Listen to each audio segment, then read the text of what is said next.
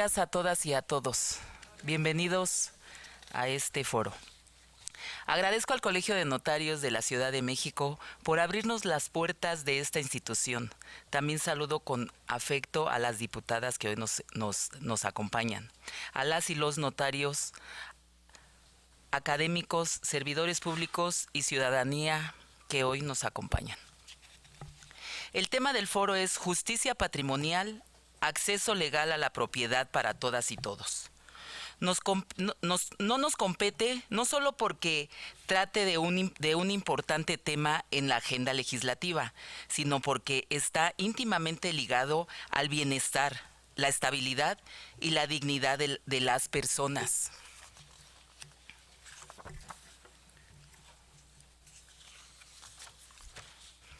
La justicia patrimonial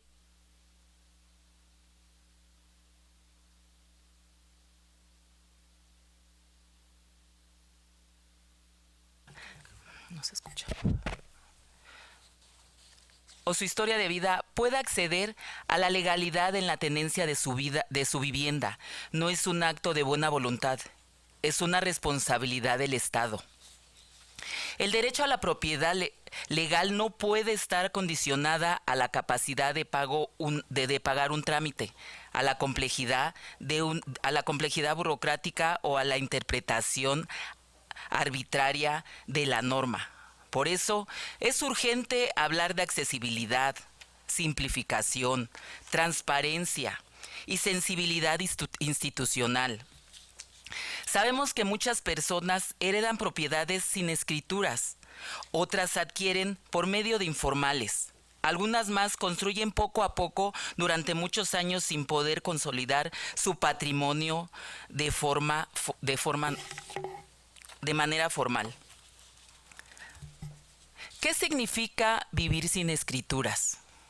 Significa no poder heredar con tranquilidad, no poder acceder a un crédito, no poder defender legalmente lo que es tuyo, no poder crecer con seguridad. Hoy queremos abrir el diálogo con quienes conocen este tema a profundidad y quien trabaja por años por acceder a justicia patrimonial, a quienes más lo necesitan. Que este espacio nos permita construir propuestas sólidas, aterrizadas y sobre todo viables para avanzar hacia una ciudad más segura, con más seguridad jurídica, más equidad territorial y más justicia para todas y todos. Bienvenidas y bienvenidos a este foro.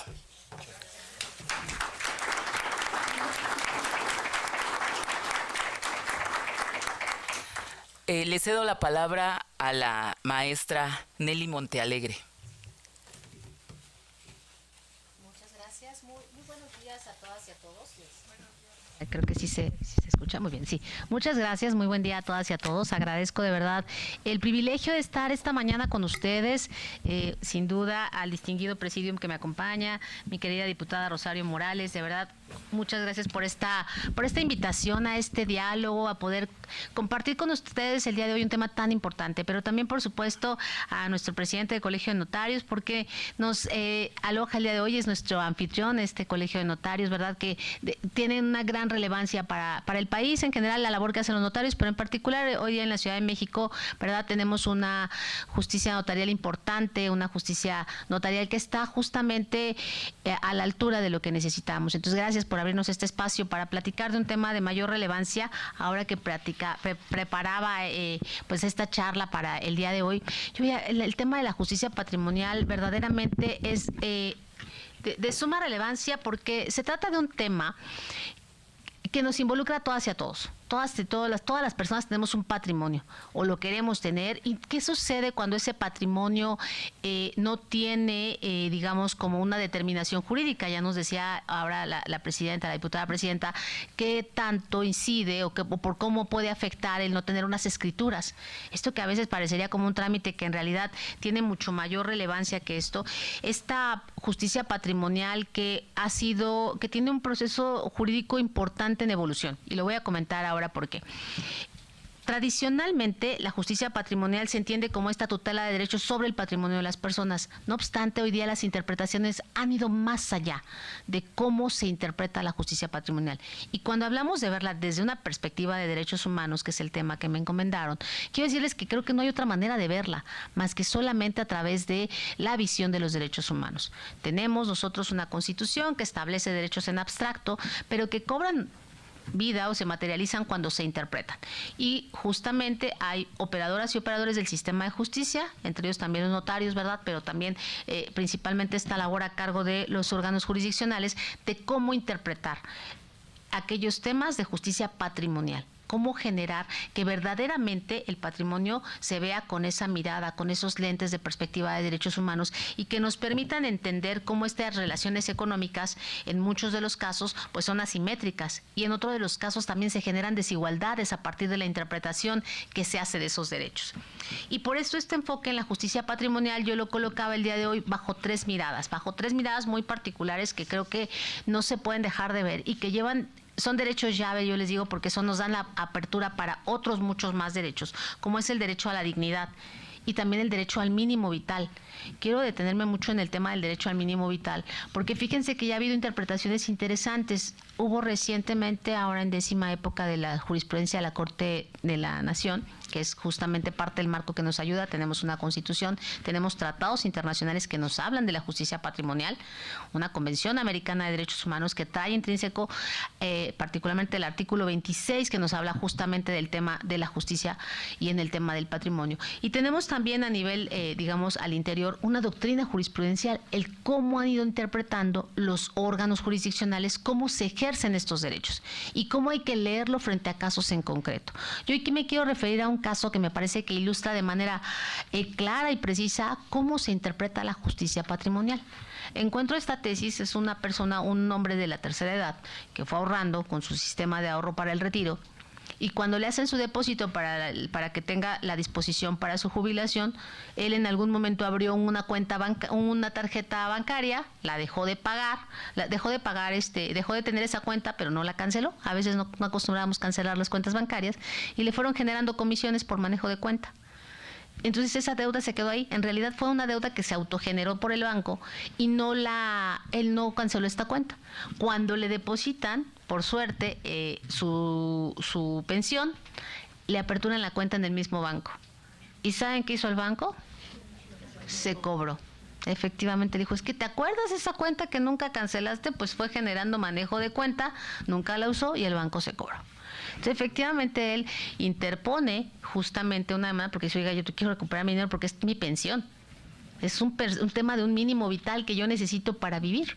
No se entendía con esa claridad cómo se hizo y justamente en el juzgado civil pues le confirman, ¿no? Que efectivamente el banco había ejercido un derecho y que cuando aperturó el contrato se había dicho que se había un manejo de cuenta, que si se dejaba de tener un saldo de tal cantidad, había un manejo de cuenta y todo, y que bueno, que el banco podría ejercer las acciones de cobro que fuesen necesarias. Y la que vio necesaria, pues fue cuando cayó ahí la cuenta, ¿no? Entonces, imagínense cómo pasa esto, se va al amparo, el tribunal colegiado confirma. Entonces, efectivamente, él interpone un amparo directo en revisión y le dice a la Suprema Corte, oye, yo estoy sin posibilidad de subsistir, porque por mi edad ya no puedo generar un patrimonio y el único patrimonio que tenía pues era lo que yo había generado para mi pensión. Y efectivamente la Corte hace un análisis, es una tesis jurisprudencial donde hace un análisis justamente de la justicia patrimonial y nos dice que esta persona, este derecho es un derecho al mínimo vital que él había generado, que había una acción que había acabado y que fue en otro momento y fue otras circunstancias, pero que no se podía afectar este derecho humano al mínimo vital que se había constituido a través de su pensión, y que no podían afectarse estos derechos porque estaba por encima del derecho del cobro que tenía el banco, que no se soslayaba, pero que no era la manera por afectar el mínimo vital de supervivencia de esta persona. Y entonces te vas dando cuenta cómo esta interpretación de un derecho humano cobra vida y se les da contenido a los derechos humanos a partir de una sentencia. Y efectivamente le restituyen al señor y le ordenan al banco no tan solo que pague, que le devuelva el dinero, sino los intereses que se generaron con motivo de ese exceso que cometió el banco de tomar los recursos de manera, digamos, como autónoma, ¿no? Tomó de manera autónoma lo que era la subsistencia de vida de esta persona. Entonces, creo que ejemplo ilustra muy bien qué es la justicia patrimonial y cómo se puede interpretar y cómo es un tema de que la justicia patrimonial ya no se restringe solamente, dicen, a los bienes materiales, no se restringe solamente a lo que tenemos como tal determinado como nuestra propiedad, sino que la interpretación justamente del mínimo vital nos va a ayudar a determinar con mayor lente de justicia, yo le digo, el que puedan ejercerse o no ciertos derechos. Hablemos también, cuando hablamos de justicia patrimonial, sin duda, de la igualdad y la no discriminación.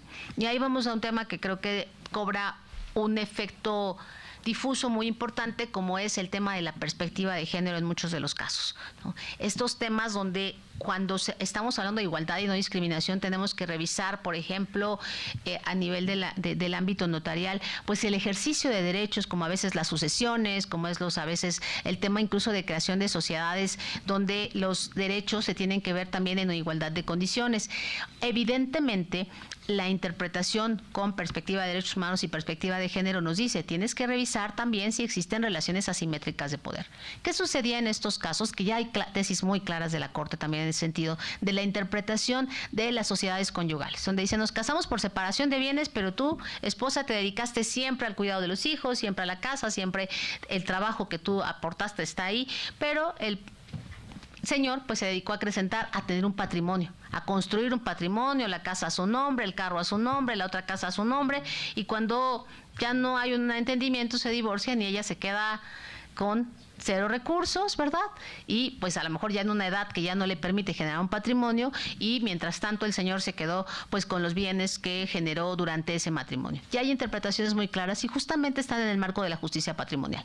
Ya no importa si hay ya no es el tema de la sociedad conyugal, sí, efectivamente, no es que tú tengas un derecho como, digamos, por ser parte de esa sociedad, pero sí se te tiene que reconocer tus aportes al matrimonio, se te tiene que reconocer que ese trabajo que tú desempeñaste debe reconocerse, y entonces tienes derecho a una porción de esas propiedades, tienes derecho a una pensión alimenticia. Dice, oye, sí, pero trabajaste los primeros 10 años, te dedicaste al hogar, y los siguientes 15 del matrimonio ya trabajaba, sí, pero estos 10 años pues no es lo mismo, porque mi vida productiva se vio disminuida por mi vida productiva laboral, no la personal, porque en ese inter yo trabajé a favor de la casa, del hogar, del cuidado de los hijos. Entonces te vas dando cuenta cómo esta justicia patrimonial tiene que verse sin duda con un enfoque de igualdad, de no discriminación, de verificar efectivamente esta condición, que es un modelo de verdad, creo que tradicionalmente se estableció en el Estado mexicano, esto de las mujeres se dedican al cuidado del hogar,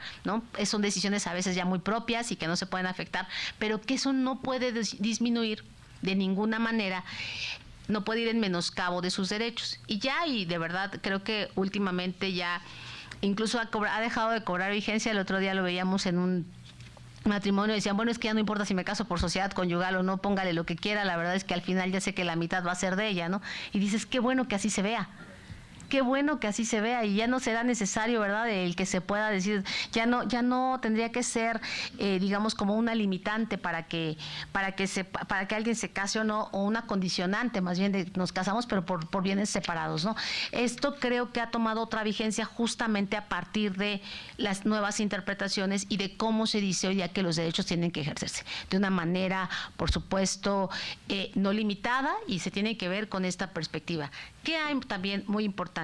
La progresividad en el tema de la justicia patrimonial.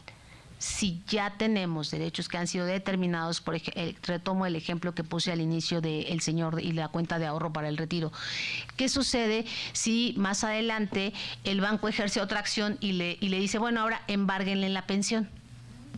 ¿Verdad? Puede ser que el banco diga, bueno, mi derecho quedó vigente para que yo le pueda ejercerlo, pero entonces yo ya vi que ya sé que tengo una cuenta bancaria, ya no la voy a quitársela de manera autónoma, de manera independiente, sino lo que voy a hacer ahora es ejercer una acción y decir, ahí tiene una cuenta bancaria.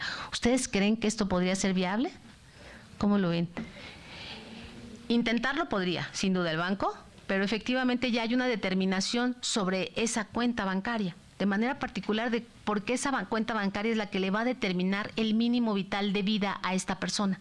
Es la subsistencia lo que está garantizando de alguna manera esa cuenta, ¿no? Digo, a lo mejor las pensiones no son tan robustas, ¿verdad? O cuantiosas, pero en realidad esto sí puede generar, ya no puede haber una determinación jurídica sobre eso que ya dictó en este caso la Corte a través de esta tesis jurisprudencial. Ya determinó que esa pensión constituye ese mínimo vital. Ese derecho ya no puede trastocarse. Ese derecho ya no puede lastimarse a través de otra acción. Podrán emprender quizás otras acciones el banco, pero de manera particular esta ya no. Y quiero decir que el tema de la justicia patrimonial es algo que ya se ha venido trabajando desde hace mucho. Fíjense, hay una evolución importante en el Estado mexicano justo a partir de 2011, cuando tenemos una reforma constitucional en materia de derechos humanos y la interpretación cambió. Cambió, sí, de manera importante a nivel del Estado mexicano. La Constitución, hablamos que también los tratados ya tienen una interpretación muy particular y directa por parte de los órganos jurisdiccionales, pero también lo más importante es que a la luz de este año 2011 para acá, ya han pasado cuántos años de que se genera esta reforma, se han venido robusteciendo otros criterios más en el tema de proporcionalidad, en el tema de debido proceso.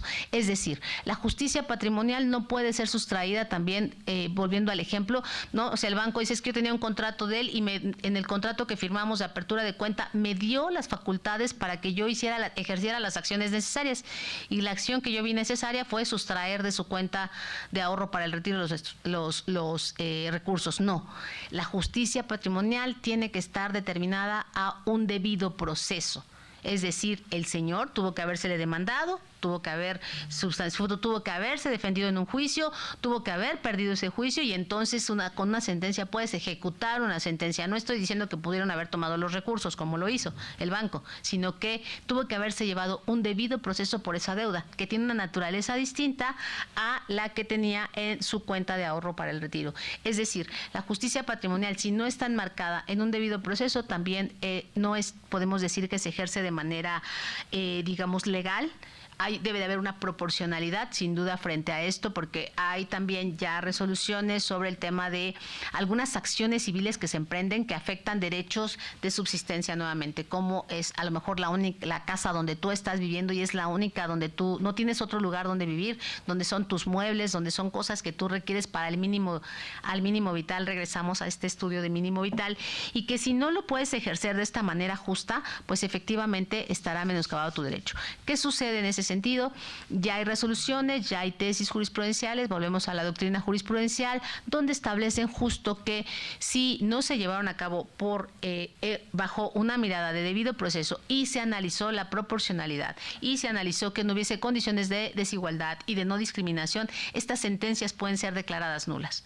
Entonces, siempre creo que es una manera de ver de forma más amplia. A veces la justicia civil ordinaria, les decimos, ve de forma mucho más, ¿cómo decirlo?, como más limitada el poder ejercer o de tratar de devolver el ejercicio de un derecho, pero cuando esto llega a una materia de amparo, puede tener un espectro mucho más amplio y puede tener una lectura que permita retribuir los derechos, no afectarlos, pero tampoco menoscabar esos derechos al mínimo vital y a la dignidad humana. Entonces, yo pediría que el día de hoy nos quedemos con tres cosas importantes cuando hablamos de justicia patrimonial.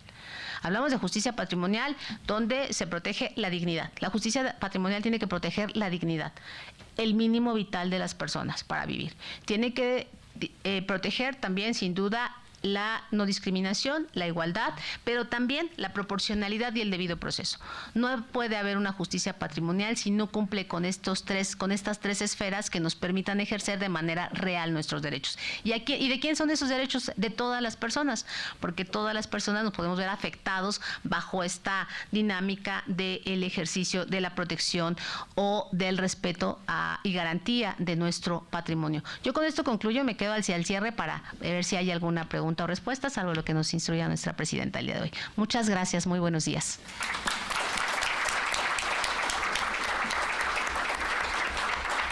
Muchas gracias, doctora Nelly. Agradezco mucho que estés aquí. Quiero decirles que la doctora Nelly es magistrada electa federal en materia penal. Gracias. El pasado 1 de junio ganó y era muy importante que hoy nos acompañara aquí un personaje como ella, ¿verdad? Muchas gracias. Qué amable, gracias. Gracias. Hay muchas cosas de lo que ahorita nos acaba de compartir que desconocemos. Entonces, para eso son los foros, para que, pues, como sea, nos ilustren, ¿verdad? Porque hay cosas que desconocemos y a veces no sabemos cómo llegar.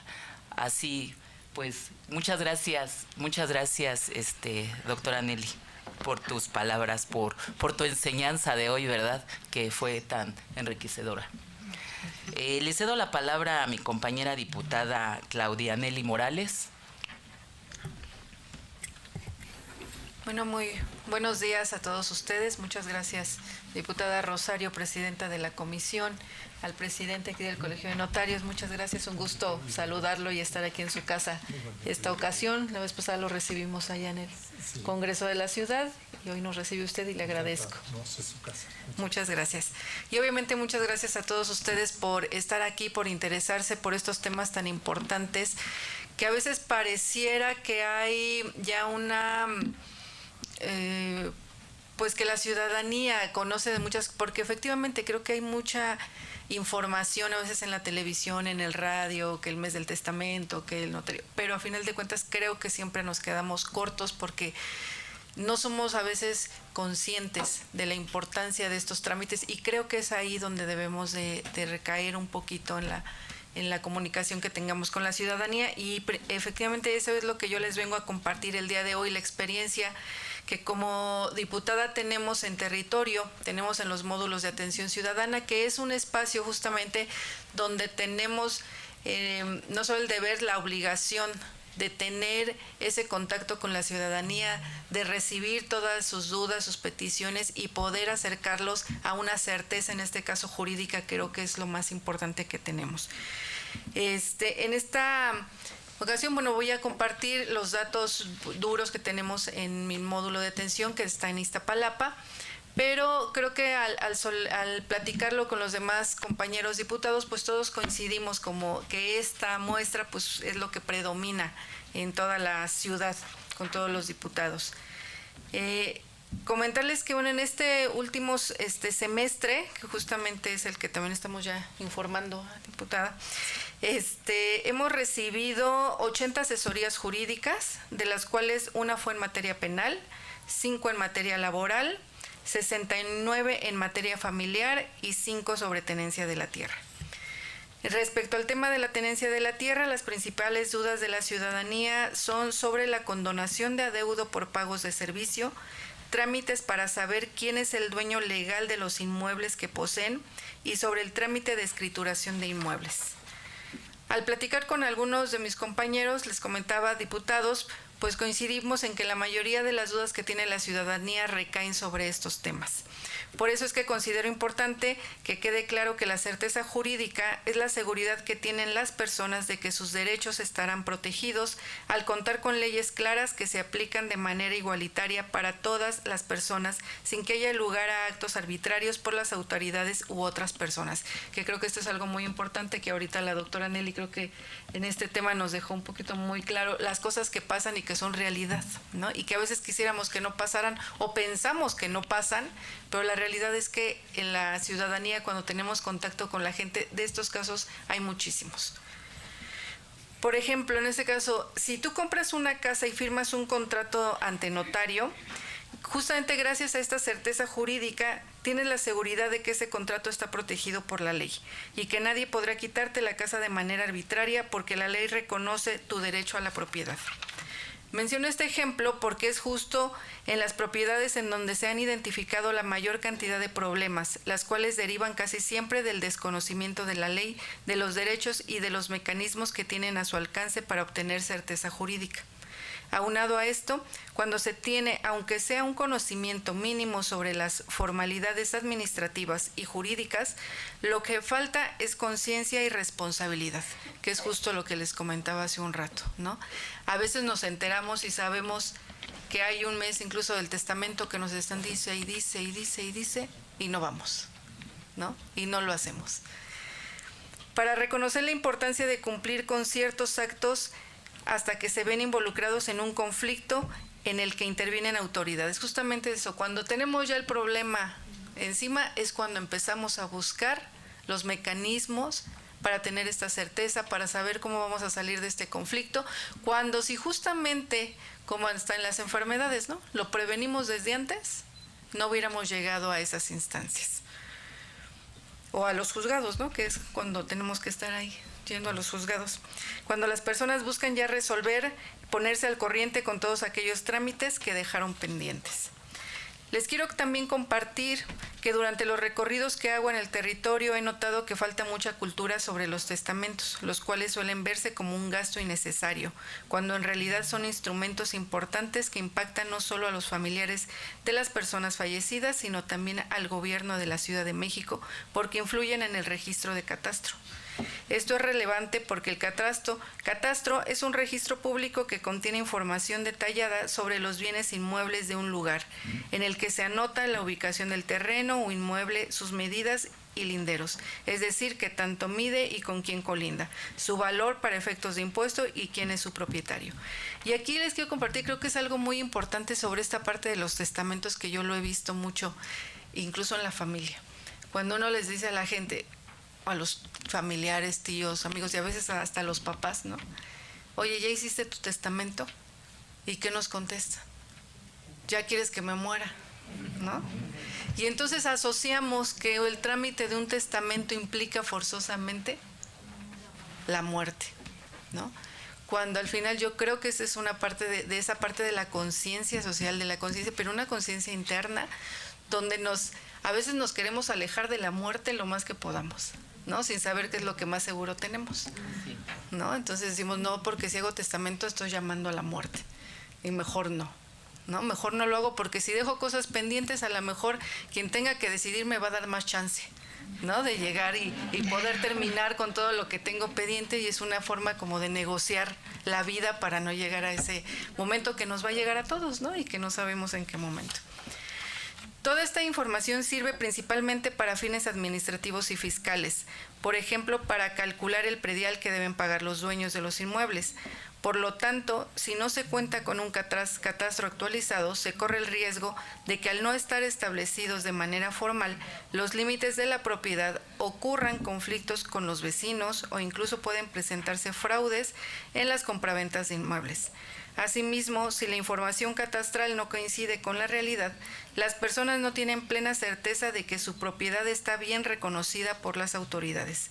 Sin duda alguna, para el gobierno un catastro actualizado puede representar una pérdida de ingresos porque el impuesto predial se calcula con base en el catastro. Entonces, si no está actualizado, se cobra menos de lo que corresponde, reduciendo así el presupuesto disponible para servicios públicos, o se puede cobrar de más si la superficie reconocida es superior a la que es en realidad.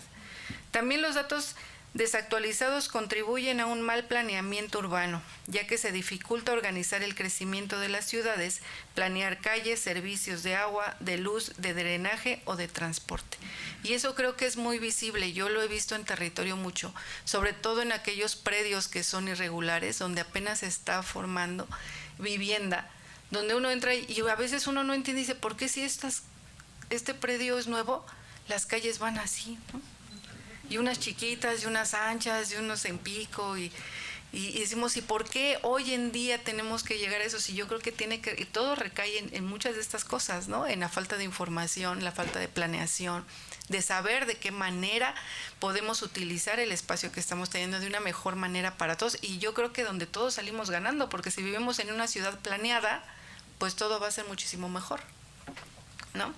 Por último, me gustaría resaltar que los catastros que no están actualizados hacen que la gente se ponga en una situación vulnerable ante un caso de desastre natural, porque esto complica identificar qué propiedades y qué personas resultan afectadas. Casos ilustrativos en este último aspecto son los que se suscitaron después del sismo del 2017. cuando mucha gente no pudo acceder a los apoyos de reconstrucción de gobierno porque justamente no contaban con los documentos requeridos, si los tenías no estaban actualizados o estaban a nombre del abuelo, de la abuela que ya falleció, de los tíos, de los padres que ya no están para poder arreglar los documentos como deben de ser. Algo similar ocurre cuando en una propiedad se construyen más casas al interior y esto no se registra ante un notario. Para poner un ejemplo, para explicarlo mejor, si una madre tiene una casa grande y ella al fallecer se le hereda 4 hijos y ellos deciden construir el interior de la casa, 4 departamentos, pero nunca se lo comunicaron al gobierno, esos hijos dificultan que el gobierno pueda hacerles llegar a todos algunos apoyos que ofrece y que puedan requerir. Porque la autoridad no tiene el conocimiento de que se trata de una casa que tiene o de un predio que anteriormente estaba registrado con una vivienda y que actualmente pues tiene 4 o 5, y eso a veces en el mejor de los casos, ¿no? Porque tenemos, y sobre todo en Iztapalapa, tenemos terrenos y viviendas que a veces uno no entiende, viven 10 familias, 7 familias, ¿no? Entonces, eso es un problema muy importante que yo creo que es algo que se debe de atender desde el Congreso, porque también creo que tenemos que trabajar de la mano, porque si no lo hacemos, pues vamos dejando estos cables sueltos, ¿no? Que a veces no llegan a ningún lado, y necesitamos buscar la manera de cómo coadyuvarnos, y creo que lo ha hecho muy bien tanto la presidenta como el presidente en trabajar de la mano para buscar, de cierta manera, que las personas tengan esa certeza jurídica. Porque si cada quien trabaja por su lado, pues cada uno lo ve desde su perspectiva, ¿no? Y atiende lo que a uno le parece que es correcto, y cuando uno llega con el notario, los notarios se enteran y a veces dicen, ¿y estos de dónde se sacaron esto, no? Porque no nos preguntaron. Y si trabajamos de la mano, que creo que es como lo que están haciendo, y por lo cual de verdad los felicito por el trabajo que se está haciendo, porque podemos coadyuvar desde el Congreso para que estas cosas pues no nos lleguen a pasar. Por todo ello es importante la certeza jurídica, porque nos garantiza a todos, la ciudadanía y gobierno, conocer el territorio y su ocupación. Y aquí me quiero referir a los asentamientos irregulares, debido a que las personas que habitan en viviendas o colonias construidas en terrenos sin permisos, sin escrituras o fuera de la planeación urbana no pueden demostrar legalmente que son dueños. Eso genera inseguridad sobre su patrimonio y riesgo de desalojo, porque el terreno no es suyo legalmente, puede ser privado, ejidal o incluso propiedad del gobierno. Entonces, en cualquier momento podrían perder la vivienda. También sin documentos legales y registrados, los habitantes no pueden hipotecar, vender con seguridad ni acceder a programas de vivienda y servicios formales. Además, fácilmente esto provoca disputas entre vecinos con dueños legítimos del terreno e incluso con la autoridad. De igual forma, los asentamientos irregulares son contrarios a la certeza jurídica, pues al permitirse o tolerarse asentamientos fuera de la ley, se transmite el mensaje de que las normas no siempre se cumplen, lo que afecta la confianza en la legalidad. Sé que atender esto no es sencillo. También reconozco que mucha información no está al alcance de todas las personas que habitan en esta ciudad. Por eso es que felicito a la presidenta, al presidente de este Colegio de Notarios, por brindar estos espacios que ayudan a difundir el conocimiento que es fundamental para todas las personas. Saber de estos temas nos permite conocer nuestras obligaciones, hacer valer nuestros derechos y respetar el de los demás. Conocer de certeza jurídica da tranquilidad, confianza y orden a la vida social, económica y política de la comunidad y de la ciudad. En este sentido, quiero aprovechar para comentarles que un esfuerzo conjunto entre el Colegio de Notarios y el Congreso de la Ciudad de México, firmamos en diciembre de 2024, gracias al trabajo de la presidenta, el Convenio General de Colaboración y Coordinación para la Gestión Social de Servicios Notariales, mediante el cual se busca eficientar y ampliar de manera continua la presentación de un servicio notarial y la inscripción registral de bienes y actos jurídicos de forma accesible, asequible para la ciudadanía. Y es que en realidad la ciudadanía constantemente solicita ayuda, orientación y acompañamiento para gestionar diversos servicios notariales, porque se afecta a la complejidad y el tiempo de los requisitos legales, a la falta de recursos y más retos cuando se trata de un sector vulnerable, personas que desconocen el tema jurídico o que provienen de zonas marginadas. Les platico que este convenio contiene beneficios a los cuales puede acceder la ciudadanía y que consiste primero en acercar los servicios notariales mediante capacitación, orientación, asesoramiento, acompañamiento y desarrollo de actividades. Y segundo, las personas pueden acudir de manera presencial o dirigir un escrito a la Comisión Registral Notarial y Tenencia de la Tierra del Congreso de la Ciudad de México o bien a los módulos de atención ciudadana de cualquier diputado o diputada local para que a través de ellos se gestione con el Colegio de Notarios los servicios notariales que requiere. El convenio tiene vigencia hasta el 31 de enero de 2027, por lo que cualquiera que desee apoyo en asuntos notariales puede acceder conmigo o con cualquier diputado para hacer la gestión correspondiente. Y bueno, ya hice aquí el comercial, ¿no? Para la ciudadanía, porque creo que es muy importante. Y yo nada más quisiera, creo que en este sentido de visibilizar todos estos conflictos que hoy estamos viviendo y limitantes con la ciudadanía, para mí sería excelente a lo mejor trabajar, se me ocurre en un folleto, en algo, donde la gente de manera muy clara, porque al final nosotros, todos los diputados, sin excepción, vamos a tocar las puertas de las casas y tenemos el contacto directo con la gente, vulnerable, no vulnerable, como sea, pero con la gente. Y nosotros tenemos de una manera que no nos genera un mayor esfuerzo porque lo hacemos todos los días y podemos generar mayor certeza jurídica. Y bueno, por mi parte es todo. Muchas gracias. Muchas gracias.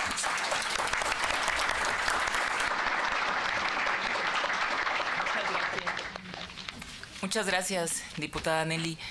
Quiero decirles que la diputada es también parte de esta comisión, es integrante de la comisión y la verdad lo que nos acaba de presentar es muy bueno. Y hace unos meses firmamos obviamente el convenio con el Colegio de Notarios, el presidente aquí presente, lo firmamos y en la Comisión de Registral Notarial y Tenencia de la Tierra ahí pueden asistir para que se les pueda apoyar en lo que requieran y obviamente también hay un descuento para los vecinos de la Ciudad de México para los trámites que requieran y pues lo que acaba de mencionar la diputada Nelly, ¿verdad?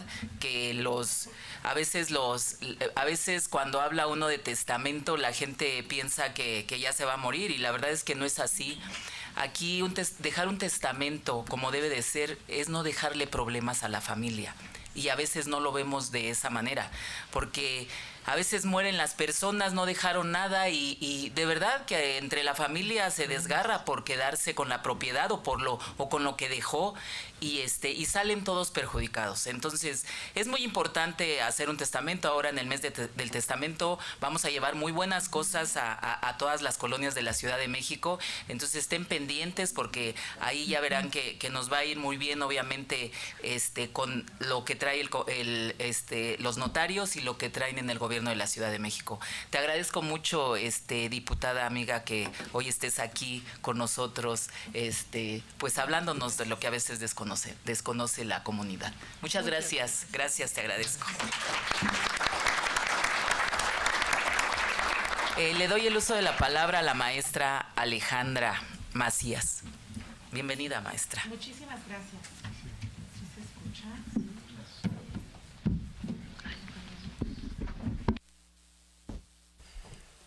Sí, ¿verdad? Hasta aquí. Déjame traer mi comercial acá. Perfecto. Buenos días. Agradezco la invitación para poder asistir a este foro a la diputada María del Rosario Morales Ramos, al presidente del Colegio de Notarios, al doctor Roberto Garzón Jiménez, por prestarnos las instalaciones de su magnífica casa, el Colegio de Notarios, a la diputada Claudia Nelly Morales, aquí presente, a la maestra y magistrada electa Nayeli Monte Alegre Díaz, a los distinguidos notarios y notarias que nos acompañan esta mañana y, por supuesto, a todas y todos los presentes. A mí me tocó abordar la perspectiva académica de la justicia patrimonial. Quiero abordar este tema, aunque no siempre aparece nombrado como tal en forma explícita dentro de nuestras leyes. Sin embargo, se ve inmersa de manera profunda en la vida jurídica y social, la justicia patrimonial.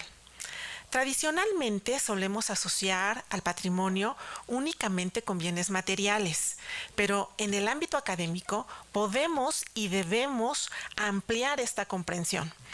Pensar en el patrimonio como aquello que garantiza a las personas una vida digna, un acceso equitativo a recursos económicos, a la vivienda, a la tierra y a la seguridad social. Esta visión se concreta en los principios constitucionales de desarrollo equitativo, propiedad social y responsabilidad del Estado. Y nos invita a reflexionar, por supuesto, si en México contamos con un sistema que asegure no solo la protección ya existente como lo es la propiedad privada, sino también el acceso justo a la construcción de este. Podemos entender entonces a la justicia patrimonial como un puente entre el derecho de propiedad y el derecho a un desarrollo equitativo. Para poder conceptualizar este concepto justicia patrimonial, a nosotros los académicos nos encanta conceptualizar las cosas y entonces hay que partir de estos dos principios fundamentales, que es la justicia y el patrimonio.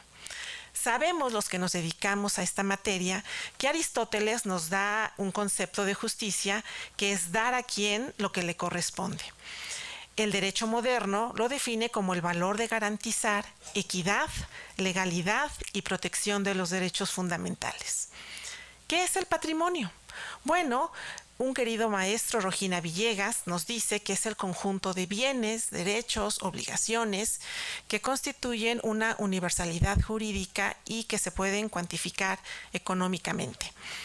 Tenemos otros autores, tal vez los conozcan, Felipe de la Mata Pisaña y Roberto Garzón Jiménez, en su libro de Bienes y Derechos Reales, y no recibo regalías, por supuesto.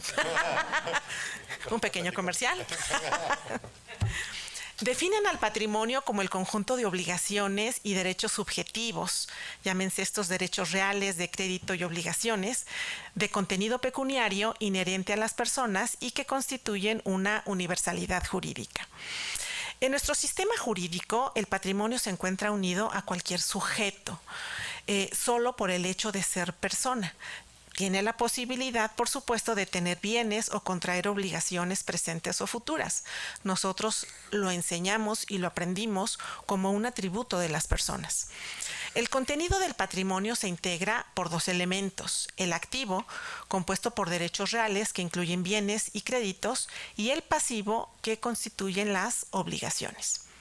Con todo este contexto es que me permito a ustedes hacerles de su conocimiento una definición que hice sobre la justicia patrimonial, definiéndola como el conjunto de mecanismos normativos, jurisdiccionales y doctrinales orientados a garantizar la protección, distribución equitativa, restitución del patrimonio de las personas, armonizando derechos civiles, procesos justos y justicia social. La justicia patrimonial, entonces, la entendemos como un instrumento de equidad social que garantiza que quienes carecen de recursos o propiedad puedan acceder a viviendas, tierra, recursos productivos y otros bienes fundamentales, contribuyendo a la reducción de las desigualdades. ¿Qué nos dice nuestro marco mexicano en relación a este concepto? Bueno, como les comentaba anteriormente, la Constitución no utiliza el término justicia patrimonial como tal, ni lo define directamente. Sin embargo, sí contiene normas y principios que permiten entender y fundamentar esta justicia patrimonial desde una perspectiva académica y jurídica. El artículo 25 constitucional establece que el Estado debe de garantizar un desarrollo económico equitativo, promoviendo condiciones para que todos los sectores de la población accedan a oportunidades de crecimiento y recursos productivos. Nuestro artículo 27 constitucional reconoce la propiedad social y ejidal, el derecho de los mexicanos a la tierra y los límites al dominio privado cuando la propiedad debe de cumplir una función social. El artículo 28 prohíbe monopolios y concreta la regulación económica para garantizar equidad en la distribución de los recursos, relacionando la justicia patrimonial desde la perspectiva de acceso a bienes y oportunidades económicas. Por último, el artículo 109 establece que el Estado es responsable por daños patrimoniales causados a los particulares. Relaciona la justicia patrimonial como reparación y restitución de bienes. Estos artículos van a permitir fundamentar la idea de justicia patrimonial, considerándola como no un límite a proteger la propiedad individual existente, sino también obliga al Estado a facilitar el acceso al patrimonio básico mínimo vital para quienes carecen de él. ¿Qué dice el derecho comparado en relación a este tema? Bueno, tenemos el caso de Brasil, que es un caso muy conocido, en el programa Minha Casa, Minha Vida, que ha beneficiado a 5.5 millones de familias desde su lanzamiento en el 2009 y hasta el 2019. Recientemente, el programa exitoso fue reactivado y estableció una meta de 2 millones de unidades de viviendas en el periodo del 2023 al 2026. Su objetivo es reducir el déficit habitacional al ofrecer viviendas subsidiadas o con financiamientos accesibles para las familias de escasos recursos. Canadá implementó la Estrategia Nacional de Vivienda, un plan decenal con una inversión superior a los 72 millones de dólares, que consiste en poner en alquiler viviendas a precios asequibles que no superen el 30% de los ingresos de la población vulnerable, además de construir 750,000 nuevas viviendas en la próxima década, aprovechando terrenos subestimados para desarrollar viviendas para la clase media que sean accesibles por medio de préstamos federales a bajo costo. Viena presenta un referente en materia de vivienda social. La capital austriaca ha desarrollado un modelo donde el 60% de su población reside en viviendas subsidiadas o municipales. Su modelo es la construcción de nuevas unidades por partes del gobierno, de la industria privada, a través de subsidios y el precio de control de los alquileres en el mercado en general. Los Países Bajos han optado por un esquema donde las corporaciones de vivienda social, organizaciones pertenezcan o las administren las organizaciones sin fines de lucro, las cuales administran el 30% del mercado inmobiliario y establecen rentas basadas en los ingresos de los inquilinos y aplican regulaciones estrictas para garantizar la habitación. Además, dan preferencia a las familias que tengan hijos a poder para poder habitar las casas o los departamentos más amplios y con jardines derivado a que tienen niños. Singapur ha consolidado un programa donde la Junta de Desarrollo de Vivienda construye viviendas públicas que se venden a precios subsidiados y arrendamientos a 99 años. Este modelo integra servicios esenciales como escuelas, transportes públicos en los complejos residenciales. En España, la Constitución reconoce la propiedad privada, pero siempre subordinada a la función social. Existen políticas de vivienda social y redistribución de la tierra. En Colombia, la Constitución reconoce la propiedad social y la protección de tierras colectivas, incluyendo programas de restitución de tierras a comunidades desplazadas. Bolivia y Ecuador reconocen derechos colectivos de comunidades indígenas sobre tierras y recursos naturales, considerando este patrimonio como social y comunitario. Argentina creó el programa Casa Semilla de Hábitat para la Humanidad. Ayuda a familias de bajos recursos para que puedan autoconstruir sus viviendas de manera segura y dando créditos mixtos, tanto en especie como en dinero.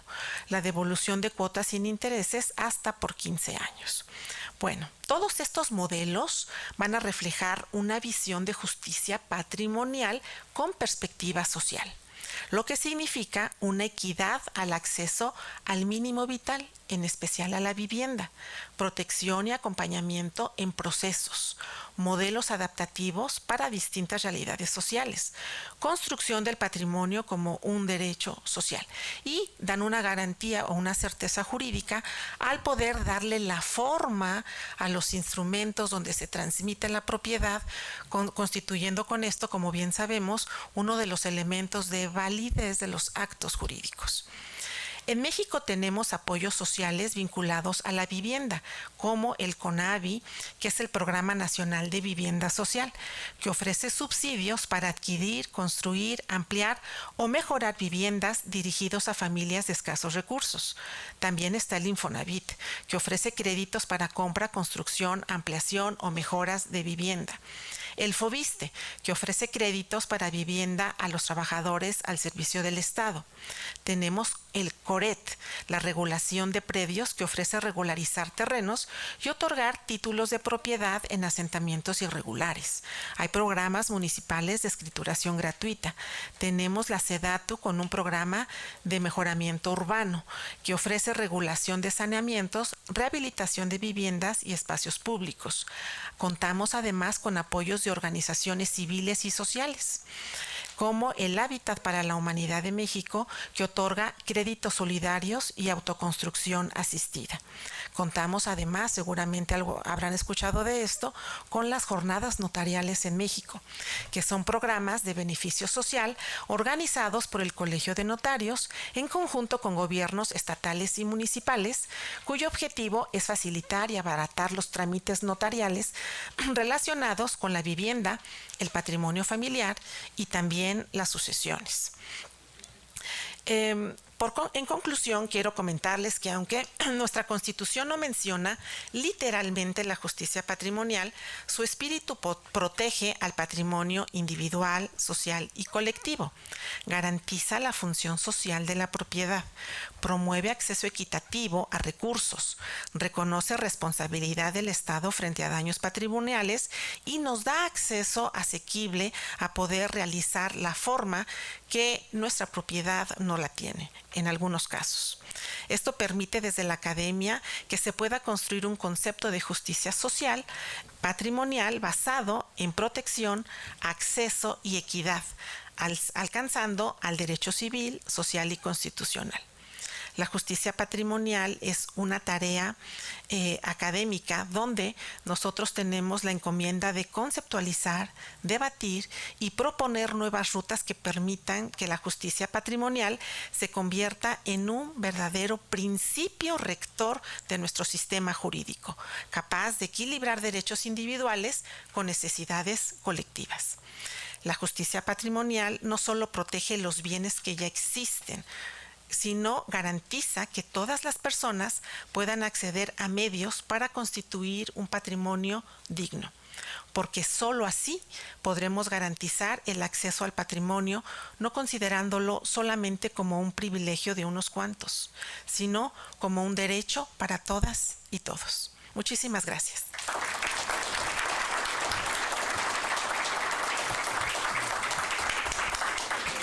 Muchas gracias, maestra. Era muy importante que usted el día de hoy nos acompañara porque se desconoce y lo que usted ahorita en su ponencia que nos acaba de explicar, lo que hay en los diferentes países que a veces uno desconoce, ¿verdad? Que es más o menos lo del bando 1 que nuestra jefa de gobierno, ahora que se aprobó en el Congreso, es lo que se está trabajando. Lo de la vivienda asequible. La verdad que son temas que a veces desconoce la comunidad y para eso son esos foros. Le agradezco mucho el que hoy nos esté acompañando aquí, maestra. Pues le voy a ceder la palabra a nuestro anfitrión, a el presidente del Colegio de Notarios, el doctor Roberto Garzón. Adelante, maestro, y muchas gracias por hoy abrirnos las puertas de aquí del Colegio de Notarios. Mucho gusto, diputada presidenta. Para mí es un gusto estar otra vez con usted, participando en este congreso, lo cual lo veo muy positivo. Le doy la bienvenida a la presidenta Rosario Morales, a quien le agradezco de veras toda la colaboración y el trabajo que estamos haciendo juntos. La verdad es que van a rendir muchos frutos, ¿no? Y sabe que cuenta con nosotros. Muchas gracias. También le agradezco mucho la presencia de la diputada Claudia Neri Morales. Muchas gracias por estar aquí. También es su casa, bienvenida. Felicito a la magistrada electa, doctora Nelly Montealegre. Gracias por su estupenda plática. Y a mi amiga Alejandra Macías. Gracias por la publicidad del libro. No, gracias por tu plática y muy interesante todos los temas, ¿no? No, tratados perfecto, muchas gracias. Pero están a la venta aquí afuera. No es cierto. No, estoy muy contento de poder platicar con ustedes. Y es respecto al rol del notario, en lo necesario para que todos ustedes tengan una propiedad, dice el título de la plática que tengo que dar, es segura y formal. Y lo que quiero que entiendan es que el notario es un profesional, un abogado experto que está al servicio de ustedes. El notariado está totalmente comprometido con la sociedad. Somos un notariado social. Y lo que queremos es precisamente lograr el acercarnos más a ustedes para resolver todos los problemas que existen. Hemos hecho un esfuerzo constante desde hace muchos años ustedes saben que hay consultoría jurídica gratuita aquí en el colegio, a lo mejor no lo sabían. Bueno, y como a veces es complicado tener el acceso de llegar aquí al colegio, hemos abierto sedes para ir cubriendo el territorio de la ciudad. Obviamente es imposible, la ciudad es grandísima, pero tratamos de acercarnos más a ustedes en distintos lugares. Por ejemplo, ahí en Álvaro Obregón, en el pueblo de Santa Fe, ya tenemos una sede en el Centro Meneses, donde se da consultoría jurídica los jueves. También tenemos en Iztapalapa, abrimos nuestra sede de consultoría en Iztapalapa, y tenemos otra hacia el sur, ¿no? En Xochimilco. No, obviamente es imposible alcanzar todo, pero es tratar de acercarnos a ustedes. Y va un poco de la mano por lo que decía la diputada Nelly Morales. A veces pasa, o lo que percibimos es que no le damos la importancia que le debemos de dar a los documentos que nos van a dar seguridad. Si ustedes compran un coche, eso sí lo tenemos como que muy claro, ¿no? Y dame mi factura, ¿no? Oye, endósame mi factura del coche. Nos preocupa mucho el coche, ¿no? Y a veces hasta pagamos el seguro del coche, no me lo vayan a quitar y si choco. Pero no hacemos lo mismo con nuestra casa, tampoco hacemos lo mismo pensando en nuestro patrimonio si llegamos a faltar. Dejamos para después la escritura. No podemos hacer eso porque nuestra escritura es el documento, como decía aquí, ¿no? La maestra Alejandra Macías, es nuestro documento que le va a dar validez a nuestro derecho de propiedad. Es importantísimo que hagamos escritura. Y por eso les digo, hay que acercarse. Nosotros nos acercamos a ustedes, ustedes también acérquense al notario. Y el notariado no está yendo solo, el notariado va junto con nuestros aliados, el Congreso de la Ciudad, el gobierno, con ciertos programas. Porque dicen, es que es muy caro escriturar y qué caro es el notario. El notario cumple una función de brindar legalidad y seguridad a ustedes en el cumplimiento de todas las obligaciones que se relacionan cuando adquirimos una propiedad. Entonces el notario tiene que retener, ¿no? Tiene que recaudar de ustedes impuestos que se tienen que pagar y que si no se pagan, pues los van a dejar en una situación de irregularidad. El notario tiene que contribuir a esto que decía la diputada Nelly Morales, ¿no? Que los inmuebles estén perfectamente identificados en el catastro. Y ahorita voy a hablar también del tema del registro público. Entonces, todas estas obligaciones que tiene que cumplir el notario son obligaciones de ustedes que el notario los auxilia en lo que se refiere a los impuestos de la ciudad, pero también hay impuestos federales, impuestos sobre la renta por vender, impuestos sobre la renta por adquirir, IVA. Entonces eso hace que parezca que la escritura, o lo hace que la escritura sea onerosa por el cumplimiento de estas obligaciones necesarias. Ahora, con estas campañas y la cercanía que estamos teniendo, que se impulsan desde el Congreso y que también el Ejecutivo local, la jefa de gobierno y todo su equipo apoya, es que hay ciertas campañas para facilitarles el costo de los impuestos, como es la jornada notarial. La jornada notarial, ¿no? Antes era un programa, ¿no?, de excepción, y ahora está, gracias a reforma al Código Fiscal, comprendida en la ley, que de acuerdo al valor catastral ustedes van a tener descuentos y además otra ventaja, que es la manera en que se calcula el impuesto de adquisición, que es el más alto que se paga por adquirir el inmueble localmente, ¿no? Y cambia la base para calcularlo. Lo tomamos como base el valor catastral con independencia del valor de avalúo o el precio. Se calcula ese impuesto con el valor catastral y además tiene descuentos en el impuesto, en los derechos de registro y reducción en el costo de los notarios.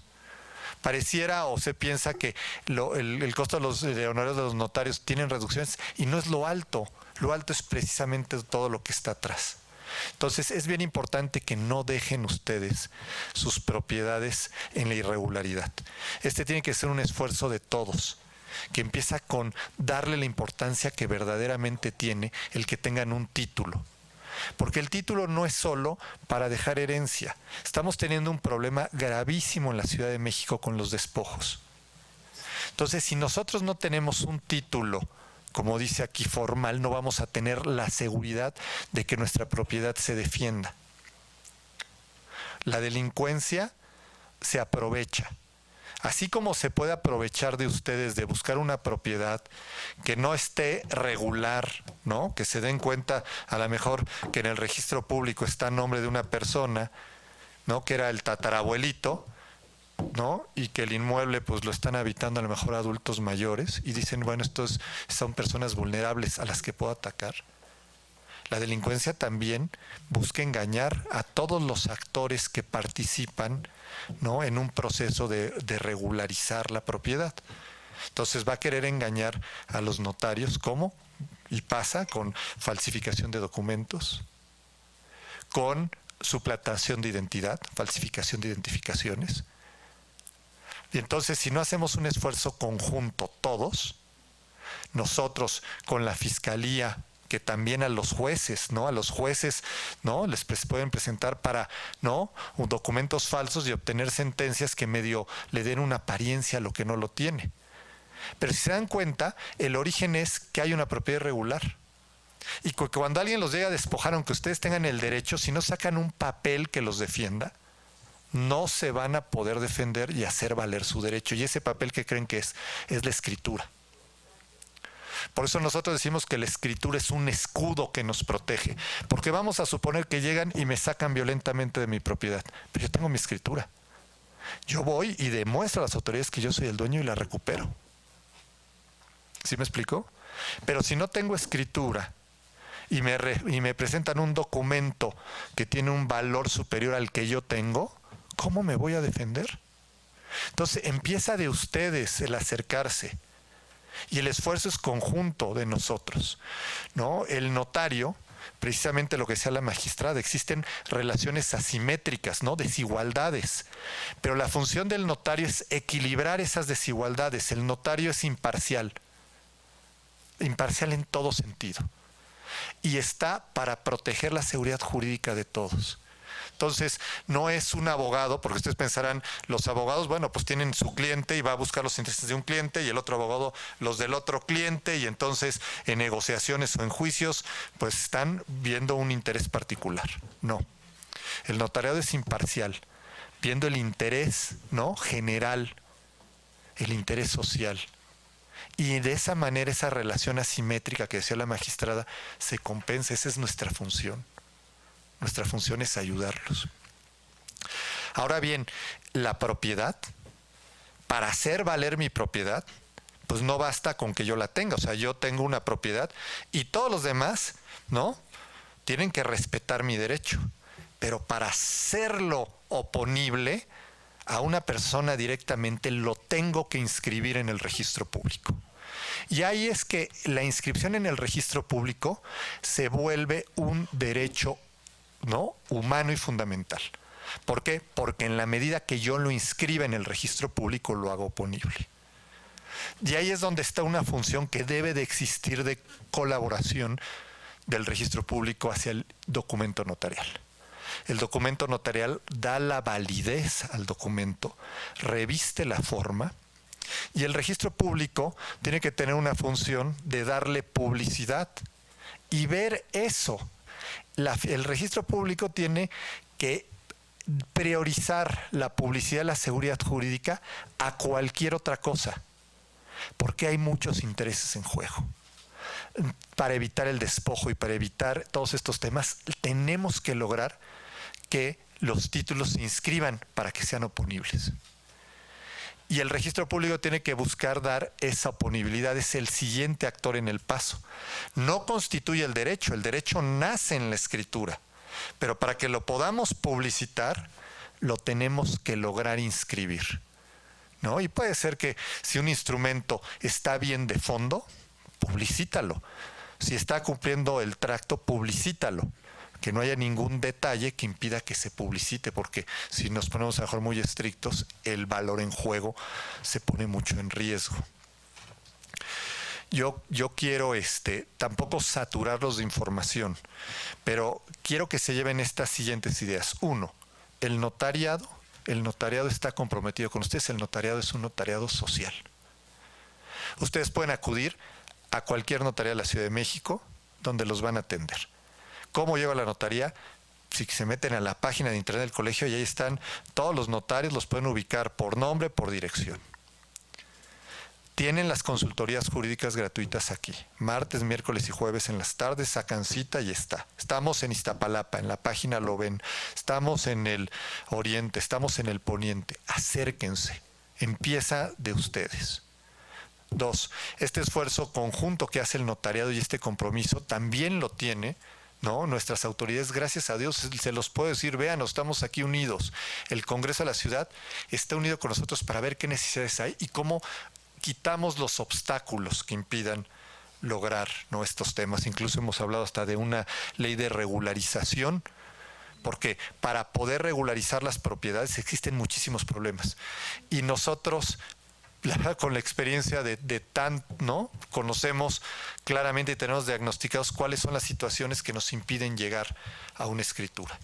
Y con una ley marco que quite los obstáculos, creo que pudiéramos lograrlo. Entonces estamos juntos, ¿no? Pero empieza con ustedes. Entonces, pues nuevamente, bienvenidos a este Congreso. Diputada, es un honor tenerlos aquí. Con esto ya, para no aburrirlos, cierro yo mi plática. Muchísimas gracias.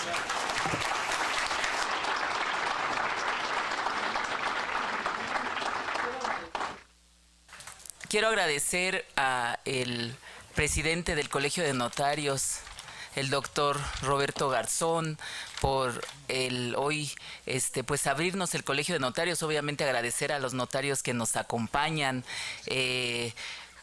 a la doctora Nelly por ahí acompañarnos y darnos su ponencia tan enriquecedora que nos presentó, a mi compañera y amiga diputada y integrante de la comisión, a la maestra Alejandra Macías, que también hoy obviamente era muy importante que nos acompañara aquí la UNAM, era muy importante. Agradezco mucho a todas y a todos.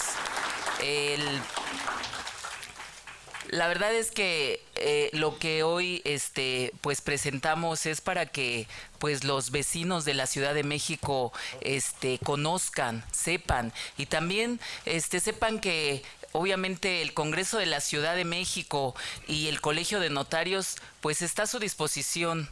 Crean que nosotros pues estamos para apoyar y respaldar a la ciudadanía.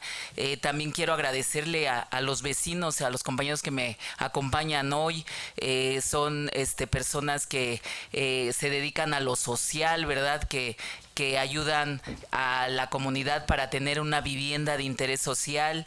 La verdad es que hoy quise invitarlos para que pues conozcan y estén más informados para llevar el mensaje a la gente que busca una vivienda de interés social. La verdad es que no me queda más que agradecer y que sepan que el notariado, el registro público, el Congreso, las autoridades judiciales, las instituciones académicas y las organizaciones civiles, todos tenemos un rol que jugar aquí en esto. Desde esta comisión refrendo nuestro compromiso de seguir trabajando por la justicia patrimonial, siempre buscando que se proteja a los sectores vulnerables y se garantice a la ciudadanía el acceso a procesos legales claros y accesibles. Muchas gracias por acompañarnos, les agradezco mucho que hayan estado aquí. Muchas gracias, muchas gracias. Presidente. Por ahí tienen una pregunta. ¿Alguien tiene alguna pregunta? La señora había levantado la mano. ¿Está bien?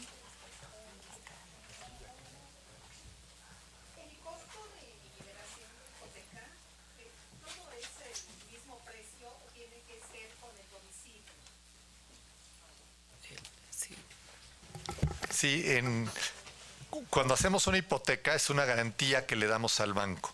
Entonces, cuando le pagamos, pues ya no le debemos nada al banco, pero esa anotación de la hipoteca se queda viva en el registro público.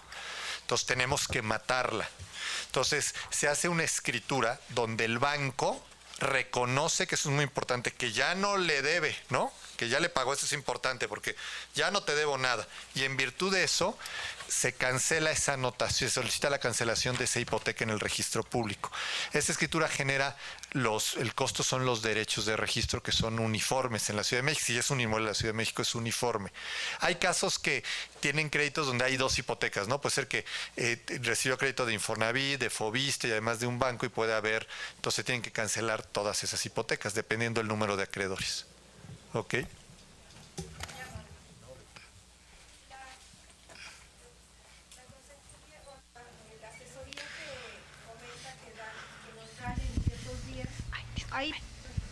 La asesoría que nos dan en los días que nos comentó, puede ser también para qué papeles debemos de traer para el testamento y todo eso. Sí, o sea, la verdad es que la consultoría es bien interesante, ¿no? Y hay que aprovecharla porque la vienen a dar notarios.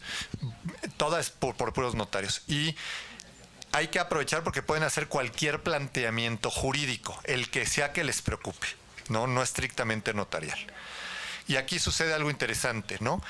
Si el planteamiento es notarial, imagínese que usted está yendo con un doctor que en ese momento la diagnostica y que ese doctor le puede dar la medicina y la cura, ¿no? Si es un tema notarial, el notario la asesora, le dice cómo y la puede curar y resolver el problema. En mi caso es el testamento lo que quiero hacer, pero desconozco sí. qué documentación debo traer. Con eso nada más, lo que usted necesita nada más es su identificación y puede ir a cualquier notaría de la Ciudad de México a que la atiendan, y hay distintos programas, ¿no?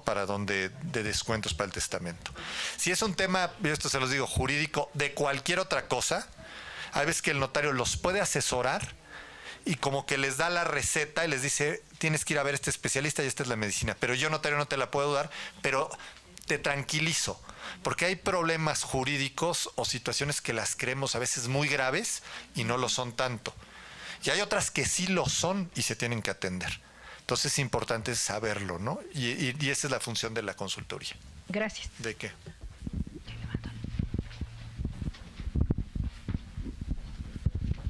Gracias, buen día. Redes sociales.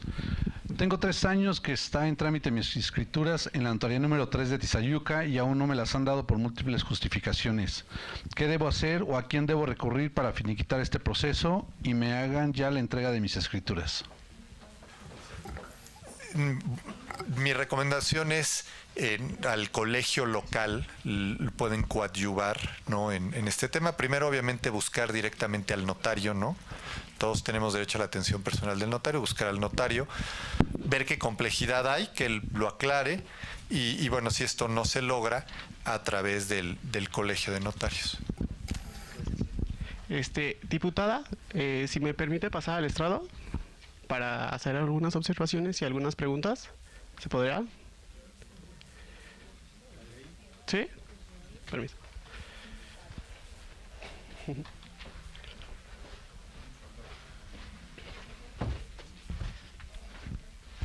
Hola, buenos días a todos. Mi nombre es Octavio Castañeda Herrarte. Soy estudiante de Ingeniería Civil del Instituto Politécnico Nacional y también soy representante de un predio ante el INVI. Fue un predio que llevamos en expropiación y fueron ya casi 3 años de gestión y no ha podido salir el proyecto. Ahorita, entrando en contexto de lo que estamos hablando aquí, me gustaría proponerle al Congreso que se crearan como infografías que puedan llegar en redes sociales para acercarse a la ciudadanía y crear conciencia sobre la importancia del bienestar jurídico, sobre el patrimonio. También sugiero crear una comisión de inventario de inmuebles en situaciones de riesgo de irregularidad legal, con el propósito de actualizar el catastro y que el gobierno tome control sobre aquellos que cumplan los requisitos o características para programas de habitabilidad social, el desarrollo de viviendas de interés popular y colaborar con familias para regularizar las propiedades que no fueron heredadas legalmente y darles ese bien vital que le servirá, como mencionaba, al gobierno, más control sobre los predios que comprenden el territorio de la ciudad. La Constitución protege la propiedad privada, pero igualmente garantiza el acceso a la vivienda digna. Y mecanismos como la expropiación permite darle certeza jurídica sobre los predios, pero también se debe a la obligación de respetar el patrimonio de familias, muchas de ellas en esa incertidumbre jurídica que tienen temor a ser despojadas por invasores. Hemos visto casos como la señora del Estado de México que llegó a asesinar defendiendo su propiedad. Tanto se debe respetar lo anterior como también el derecho de las personas ocupantes. Muchas personas tienen la posesión de inmuebles porque fueron inquilinos y en algún momento el propietario falleció, quedando la propiedad en esa incertidumbre jurídica. Hablando ya en un poco en contexto de aquí de la Ciudad de México, del caso de República de Cuba, que se desalojaron familias y la gente no tenía conocimiento del procedimiento judicial que se llevaba sobre el predio, desalojando desde las primeras horas de la mañana a la gente, incluidos adultos mayores. Verdaderas campañas de regularización del patrimonio, empezando por el acceso a la información de antecedentes registrales del Registro Público de la Propiedad y Comercio, y con tal información saber en qué notaría se encuentran las escrituras del inmueble. Todo lo anterior son igual propuestas, o sea, tanto un inventario para saber cuántos predios se encuentran en esa situación, que sabemos que es, yo creo que más del 60% de la Ciudad de México, porque igual, como se mencionaba, personas fallecieron y no saben qué onda, o sea, de que incluso hasta disputas familiares, ¿no? De que el abuelito falleció y él de palabra dejó dicho que tales hijos iban a tener el inmueble y finalmente se terminan hasta peleando los nietos. Situaciones también, por ejemplo, como mencionaban en Iztapalapa, ¿no? Que ya viven en situaciones de hacinamiento, ¿no? Son situaciones que el gobierno debe de tener conciencia, y en el caso del Congreso, crear esos mecanismos para darle herramientas al gobierno local sobre eso. Actualmente el Instituto de Vivienda, a través de sus programas, acaba de renovar sus reglas de operación, que permite el acceso a los inmuebles que fueron no rescatados, que fueron recuperados por la Fiscalía.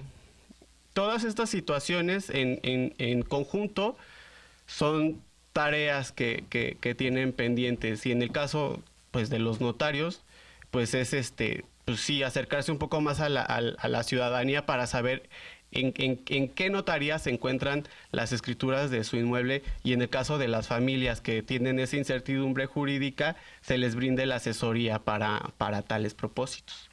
Les agradezco la atención.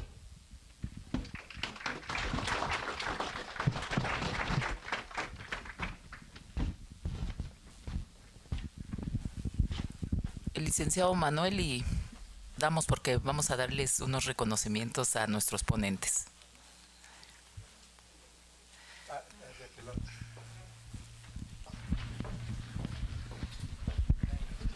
Gracias, muy amable. Sí, buenas. Sí. No está conectado. Sí.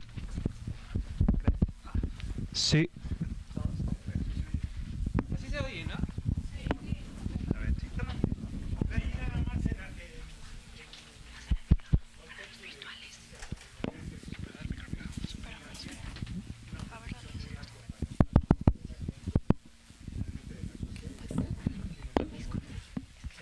Luego a la justicia también implica gastos, y muchas veces ese gasto no lo pueden hacer. Sí, ok.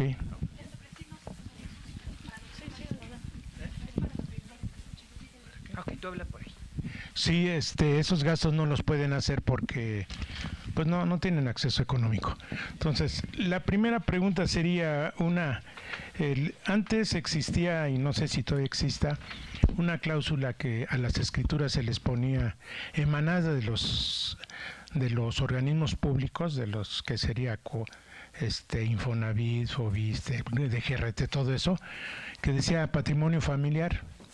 Entonces, y sí está todavía vigente en la ley, obviamente, pero últimamente no he visto esa parte, porque el patrimonio familiar de alguna manera creo que va protegiendo a los menores para que no hubiera por ahí un mal uso por parte, aunque sean titulares los padres, que luego ya ven que no toman buenas decisiones y venden cuando todavía tienen ahí alguien a quien proteger. Entonces, primero sería ver si de verdad el patrimonio familiar todavía existe como figura vigente. Esa es la primera pregunta.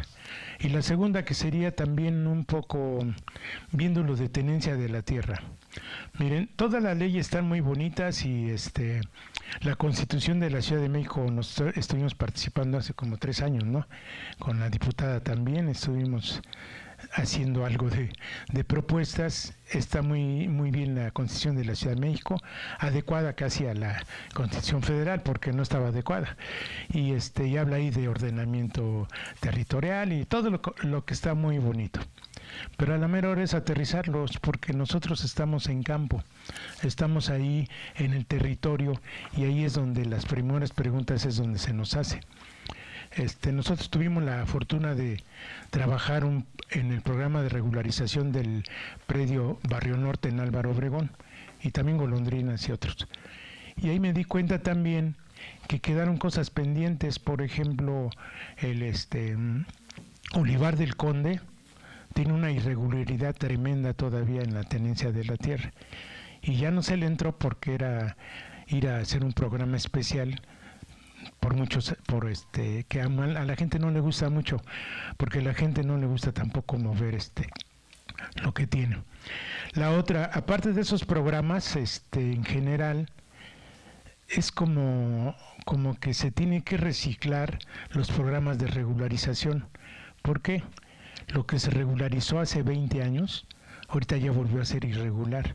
Entonces, de repente la gente dice que no se puede, o el gobierno dice que la norma del gobierno dice que no se puede, porque yo ya te favorecí, ya te regularicé, pero nuevamente quedamos en la misma. La propuesta sería que se hiciera un estudio para ver si se podría entrar a un segundo programa de regularización, segunda etapa, y más que segunda etapa, que fuera un programa permanente, porque la gente, lo vemos en los predios nosotros, los que trabajamos vivienda, comenzamos con el proyecto que es tan largo, y los procedimientos son largos en expropiaciones, por ejemplo, y sin embargo, cuando ya vamos llegando, mucha gente ya murió, mucha gente pasa eso. El padrón se nos mueve muy fácil, igual en las colonias. Entonces, quisiera proponer esa parte, a ver qué tantas facilidades haya para que consideren, aparte de la colonia Olivar del Conde, que no vivo ahí, pues, pero que tengo conocimiento, aparte de eso, que tengan un programa permanente de regularización, porque la irregularidad se va dando comúnmente, se da tan fácil como la muerte, como el traspaso, muchas cosas, ¿no? Y la otra, el convenio con notarios, que se refuercen más también los convenios hay una figura jurídica que se utilizó mucho hace como 15 años o más, que es acuerdo de facilidades. Hay un acuerdo de facilidades, pero en ese caso se involucraban en cuanto a que simplificaban tiempos. Por ejemplo, de la expropiación era mucho si nos llevábamos 5 años, y ahora es poco si nos llevamos 5 años. Entonces, sería más o menos ese punto. Gracias. Gracias. Pues le contesto la primera pregunta del patrimonio de familia. El patrimonio de familia sigue estando regulado y se puede constituir sobre la casa, sobre la parcela cultivable, sobre los bienes muebles. Tiene un valor, o sea, tiene un límite de valor, 10.950 veces por 3 veces la UMA, si no ahí lo calculamos, y se constituye ante el juez de lo familiar. Entonces, pero sí se puede hacer, y lo que hace el patrimonio de familia es como generar una copropiedad entre los miembros de la familia y le da una característica de que es inembargable. 2, coincido con usted que lo que es regular hoy se hace irregular. ¿Por qué? Porque lo dejamos de actualizar. ¿Qué sucede? El propietario fallece, los herederos no hacen la escritura y fallecen también, entonces va haciendo esta cadena de sucesiones. Lo que decía de acuerdo de facilidades, hay algo que se ha llevado a ley, que es lo que le digo de jornada, que ya está en ley, pero sí lo que estamos proponiendo es que más que acuerdos administrativos quede, por eso hablábamos de una ley de regularización, que todas estas facilidades estén ya en un marco legal donde se contemple incluso lo que usted decía de la expropiación, ¿no? Para que sea una expropiación con fines precisamente de la regularización y que la indemnización sea el pago, o sea, con la misma vivienda que se regulariza, ¿no? No, espero haber aclarado la duda. Muchas gracias. No, ¿de qué? Así es, usted sabe que en Álvaro Obregón, hablando de las colonias, pues ahí se dieron terrenos a diestra y siniestra, los pasados gobiernos hicieron colonias a donde nunca pensaron que la gente iba a tener carro, dieron terrenos en barrancas a un lado del río, entonces la regularización es compleja dentro de Álvaro Obregón en algunas situaciones.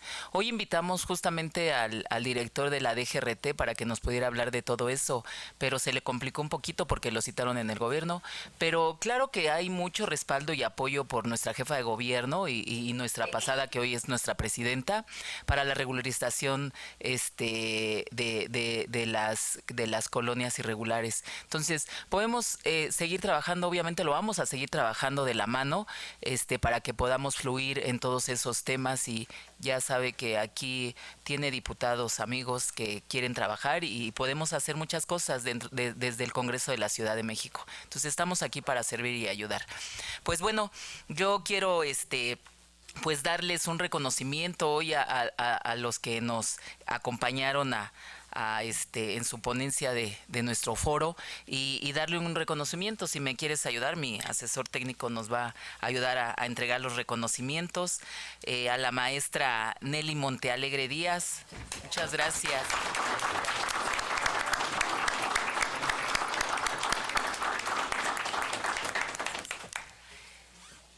A la diputada Claudia Nelly Morales.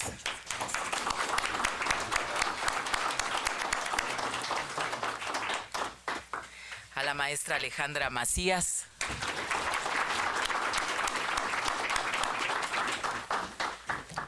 Y al doctor Roberto Garzón Jiménez. Muchas gracias.